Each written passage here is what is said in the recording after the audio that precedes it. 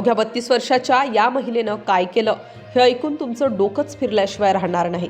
वासना माणसाला कुठल्या थराला नेऊ शकते यावर तुमचा आजपर्यंतचा सगळा विश्वास हादरेल। लग्न झालेलं असतानाही एक नाही दोन पुरुषांना एकाच वेळी असं शेवटी जे घडलं ते इतकं भयानक आहे की ही घटना ऐकताना तुमच्या अंगावर काटा उभा राहील।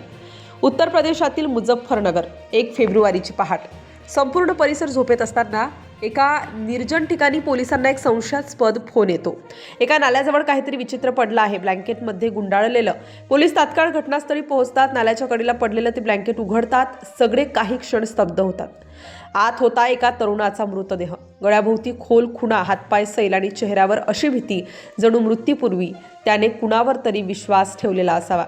हा अपघात नव्हता, ही आत्महत्या नव्हती, ही निर्घृण हत्या होती। मृत तरुणाचं नाव समोर येतं, वय अवघं 32 वर्ष, साधा शांत, कुणाशीही वाद नसलेला। पोलिसांसमोर प्रश्न एकच, या तरुणाला मारायची गरज कुणाला होती? चौकशी सुरू होते। फोन कॉल्स तपासले जातात। शेवटचा कॉल एका महिलेला। ती महिला कोण होती? ती त्याची कोण लागायची? मैत्रीण, ओळखीची की काहीतरी वेगळंच?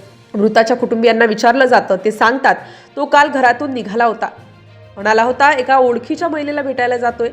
हे ऐकताच पोलिसांचे कान टवकारतात। ती महिला विवाहित आहे, सासरी राहते। बाहेरून पाहिलं तर अगदी साधं आयुष्य, पण तपास जसा असा पुढे जातो तसं एक एक सत्य उघड होत जातं आणि प्रत्येक सत्य मागच्या सत्यापेक्षा अधिक घाणेरडं। पोलिसांना समजतं की मृत तरुण आणि ही महिला गेल्या 12 वर्षांपासून एकमेकांच्या संपर्कात होते। 12 वर्ष, नातं, प्रेम, विश्वास।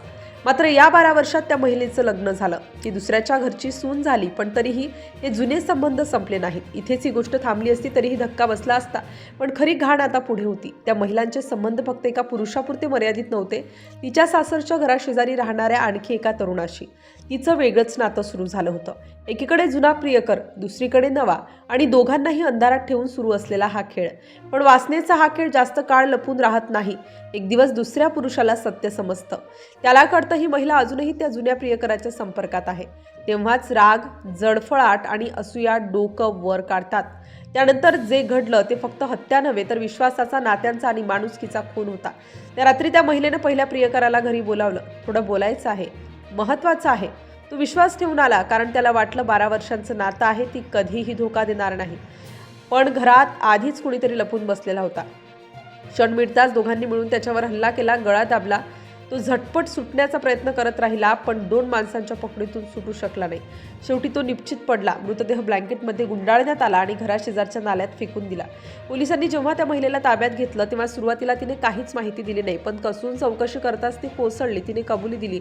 ती महिला होती सोनिया। मृत तरुण होता संजू उर्फ जीवन आणि दुसरा आरोपी होता सादिक। मुझफ्फरनगर पोलिसांनी अवघ्या 24 तासात या संपूर्ण घटनेचा उघाडाच करून टाकला। लग्न झालेलं असतानाही 2 पुरुषांशी एकाच वेळी संबंध आणि शेवटी वासनेपोटी उचललेलं ते भयानक पाऊल, ही गोष्ट ऐकून फक्त सामान्य नागरिकच नाही तर पोलीसही हादरून गेले। कधीकधी प्रश्न पडतो, माणूस किती खालच्या पातळीला जाऊ शकतो आणि वासना ती माणसाला नेमकं काय काय करायला लावते। हीच होती ती घटना जिनं देशभरात हळबळ उडवली।